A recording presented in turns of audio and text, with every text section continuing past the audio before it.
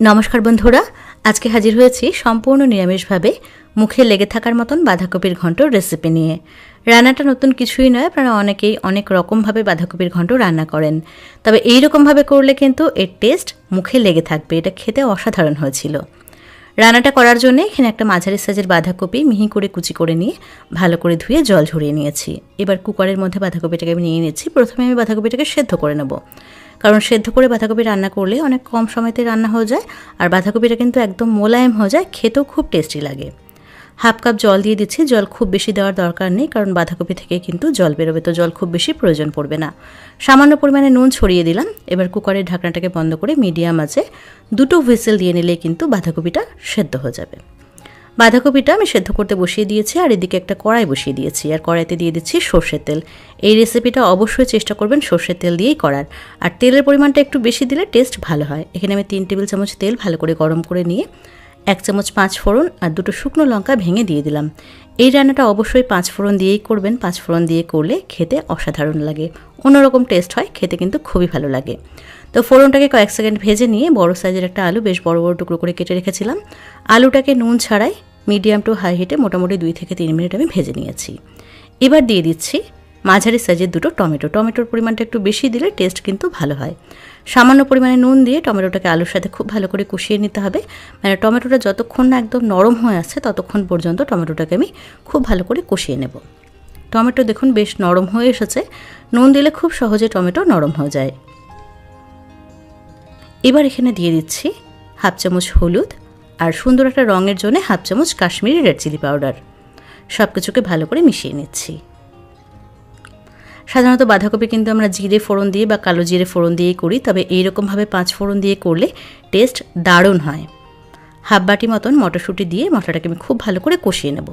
মশলা কষানো হতে থাকুক, এদিকে দেখুন বাঁধাকপি কিন্তু সেদ্ধ হয়ে গেছে। আমি কুকারের ঢাকনাটাকে খুলে নিলাম, আর বাঁধাকপিটা এখানে আমার সুন্দর করে সেদ্ধ হয়ে গেছে।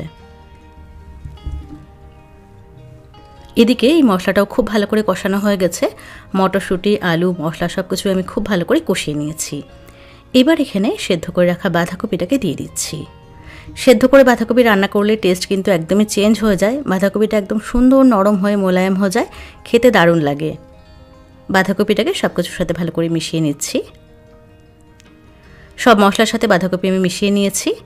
এবার এখানে দিয়ে দেব অল্প পরিমাণে একটুখানি চিনি। চিনি কিন্তু অবশ্যই দেবেন, এই রান্নাতে একটুখানি চিনি না দিলে খেতে ভালো লাগবে না। তো এখানে আমি 1 চামচ চিনি দিয়ে দিলাম, আর সামান্য পরিমাণে একটুখানি নুন দিচ্ছি। বাঁধাকপি সেদ্ধ করার সময় কিন্তু নুন দিয়েছিলাম, আর টমেটো কষানোর সময় আমি নুন দিয়ে টমেটোটাকে কষিয়েছি, তো সেটা বুঝেই সামান্য পরিমাণে একটুখানি নুন দিলাম। 3টে কাঁচা লঙ্কা চিড়ে রেখেছিলাম, সেটা দিয়ে দিলাম। এবার সব কিছুকে ভালো করে একসাথে মিশিয়ে নিয়ে মিডিয়াম আঁচে এটাকে আমি ঢাকা দিয়ে রান্না করব 10 মিনিটের জন্যে।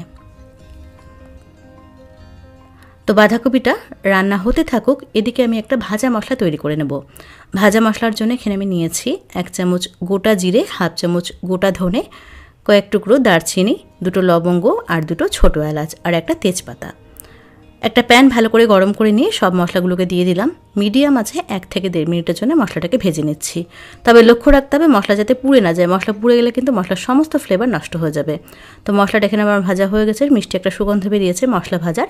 এবার প্যান থেকে এটাকে নামিয়ে প্রথমে একটুখানি ঠান্ডা করে নেব, তারপরে একটা ফাইন পাউডার তৈরি করে নেব। এদিকে দেখুন ভাজা মশলা তৈরি করতে করতে বাঁধাকপি কিন্তু খুব ভালো করে মজে গেছে। বাঁধাকপি থেকে বেশ অনেকটাই জল বেরিয়েছিল, আর সেই জলটাও কিন্তু প্রায় টেনে এসেছে। এবার এখানে ভাজা মশলাটা দিয়ে দিচ্ছি। আমি যেটুকু ভাজা মশলা করেছিলাম সেটা পুরোটাই দিয়ে দিলাম। মশলাটাকে ভালো করে মিশিয়ে নিচ্ছি।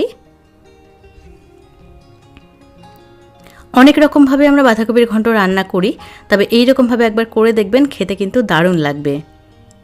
ভাজা মশলাটাকে বাঁধাকপির সাথে ভালো করে মিশিয়ে নিয়ে গ্যাসের আঁচ একদম কমিয়ে 5 মিনিটের জন্য আমি ঢাকা দিয়ে রান্না করেছি। দেখুন চারিদিক থেকে কিন্তু তেলটা সাইড হতে শুরু করেছে, আর রান্নাটা অলমোস্ট হয়ে এসেছে। আলুগুলো খুব ভালো করে সেদ্ধ হয়ে গেছে। নামানোর আগে এখানে দিয়ে দিচ্ছি হাফ চামচ ঘি।